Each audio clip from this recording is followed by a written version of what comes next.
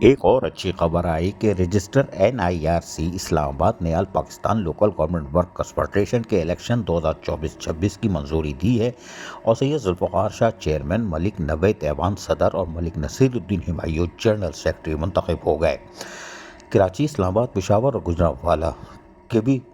لوگ منتخب ہوئے ہیں۔ Registrar and trade unions NIRC Islamabad نے بلدیاتی ملازمین کی مرکزی سطح پر رجسٹر واحد federation all Pakistan local government workers federation کے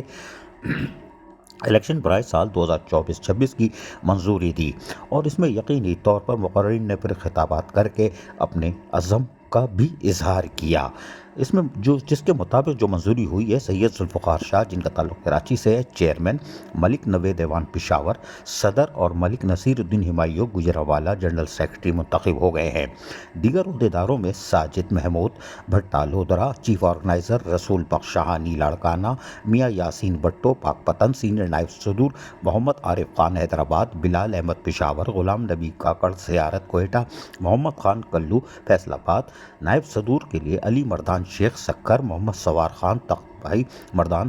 محمد عالم سمو، اوستا Muhammad Arif Bhatti Gujranwala, deputy general secretary Kishan Lal Raja نوشر و فروز، محمد ریاض Khan Dera Ghazi Khan, Sajjad Masih Wazirabad, Muhammad Raza Khan Swat, joint secretaries Pervez چیدہ Masih Rawalpindi, finance secretary Mirza Ahmed Raza Shahid advocate Lahore, legal secretary Rana Muhammad Arshad Khanewal, secretary education Maqsood Khan Bacha Tangi, secretary اطلاعات و عمران یوسف علی کراچی سے اور ڈپٹی سیکرٹری اطلاعات راجہ عاصم شہزاد کراچی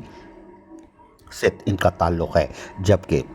آرگنائزنگ سیکرٹری اور شہباز بخاری گجرانوالہ آفس سیکرٹری شامل ہیں۔ فیڈریشن میں شامل چاروں صوبوں سے تعلق رکھنے والی یونینز نے 9 منتخب عہدیداروں کی منظوری پر انہیں زبردست مبارکباد پیش کرتے ہوئے نیک خواہشات کا اظہار کیا اور خوشی میں سرشار دکھائی دے رہے تھے۔ مقررین نے پھر منتخب ہونے کے بعد پھر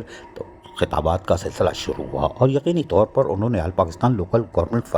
ورکرز فیڈریشن کے تحت چاروں صوبوں میں بلدیاتی ملازمین کے جائز حقوق اور مفادات کے تحفظ کا عہد بھی کیا اور یقینی طور پر ان کو یہ کرنا چاہیے تھا، کیونکہ بلدیاتی ملازمین تیسرے درجے سے بھی نیچے، اقلیتوں سے بھی زیادہ نیچے شمار کیے جا رہے ہیں۔ پاکستان میں ان کی اہمیت کو نظر انداز کیا جا رہا ہے، خصوصاً ریٹائر ملازمین کو تو بالکل ہی نظر انداز کیا جا رہا ہے، اور کراچی میں جس طرح ریٹائر ملازمین کے ساتھ انسانی حقوق کی خلاف ورزی کی جا رہی ہے، اس پہ یقینی طور پر اب چاروں صوبوں سے بلند آواز کا آنا ضروری ہو گیا ہے، اور سندھ کے دیگر اضلاع میں بھی ریٹائر ملازمین 6 مہینے کی اپنی پینشن اور تنخواہوں سے محروم ہوتے ہیں۔ وزارت بلدیات بلدیاتی قوانین پر عمل درآمد نہیں کرتی اور کچے افسران رکھ کر توہین عدالت کی مرتکب ہوتی ہے، لیکن all Pakistan local government workers federation کے تحت اب چاروں صوبوں سے ایک بلند آواز کا بھی اشارہ ملتا ہے۔ اب دیکھتے ہیں کہ all Pakistan local government workers federation, جو کہ ابھی تک